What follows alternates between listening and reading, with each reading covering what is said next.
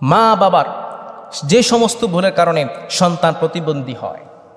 আমাদের সমাজে অনেক প্রতিবন্ধী সন্তান আছে, ছেলেমেয়েরা আছে যারা প্রতিবন্ধী হয়ে জন্মগ্রহণ করে, আছে না? তার জন্য দায়ী কে? মা বাবা, ঠিক না? আমরা এমন মনে করি যে সন্তান প্রতিবন্ধী হওয়ার পিছনে তার মা অথবা তার বাবা এর জন্য দায়ী না। এটা ভুলেও ভাববেন না।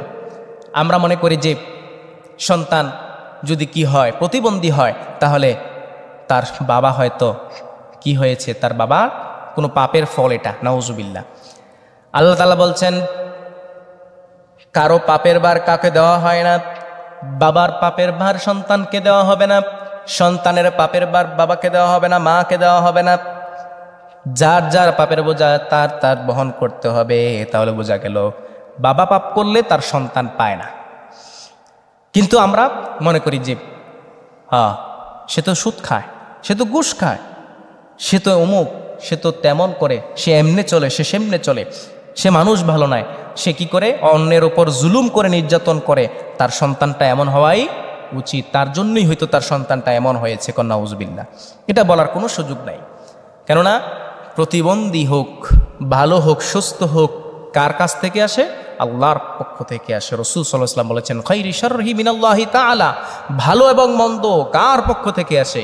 আল্লাহর পক্ষ থেকে আসে। তাহলে বোঝা গেল যে আল্লাহ তাআলার পক্ষ থেকেই আপনার জন্য প্রতিবন্ধী সন্তান আল্লাহ তাআলা দান করেছেন। এখন প্রতিবন্ধী সন্তান হলে পরে আপনি যদি মনে করেন যে আপনার কারণে, বাবা এবং মায়ের কারণে কি হয়েছে, সন্তানটা প্রতিবন্ধী হয়েছে, এটা বলার কোনো সুযোগ নাই। এটা ভুল ধারণা আমাদের, যে তার বাবা হয়তো সুদ খায়, তার বাবা হয়তো কি করেছে, অন্যায় করছে, তার বাবা হয়তো অন্যের ওপর জুলুম করছে, অত্যাচার করছে, যার কারণে তার পাপের ফল আল্লাহ তাআলা তাকে কি করেছেন, একটা প্রতিবন্ধী সন্তান দিয়েছেন। আর প্রতিবন্ধী কি, আমরা অনেক সন্তান দেখি একটা পা নেই, একটা হাত নেই, অথবা তার মুখ বাঁকা, অথবা কথা বলতে পারে না, অথবা চোখে দেখে না, এমন অনেক সন্তান আমরা দেখেছি। হাঁটতে পারছে না, প্রতিবন্ধী, বিছানায় পড়ে থাকতে হয়, সারাদিন শুয়ে থাকতে হয়।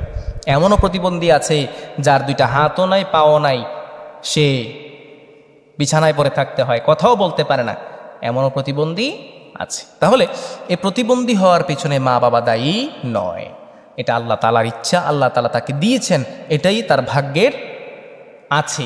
তাহলে খায়রি শারহি মিনাল্লাহি তাআলা, ভালো মন্দ সব আল্লাহর পক্ষ থেকে আসে, এটার উপর, তাকদীরের উপর বিশ্বাস রাখতে হবে।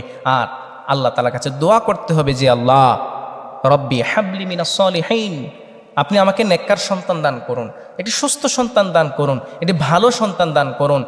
এই দোয়া বেশি বেশি করতে হবে। যদি করতে পারেন আল্লাহ তাআলা আপনাকে কি করবে, নেককার সন্তান দান করবেন, ভালো সন্তান দান করবেন। আল্লাহ তাআলা আপনাকে প্রতিবন্ধী সন্তান দিবে না যদি আল্লাহ তাআলার কাছে আপনি কি করতে পারেন, দোয়া করতে পারেন। আল্লাহ তাআলা আমাদেরকে এই সমস্ত ভুল ধারণা থেকে বেঁচে থাকার তৌফিক দান করুক এবং আল্লাহ তাআলার কাছে বেশি বেশি দোয়া করার তৌফিক দান করুক। সকলে পড়ি আমিন।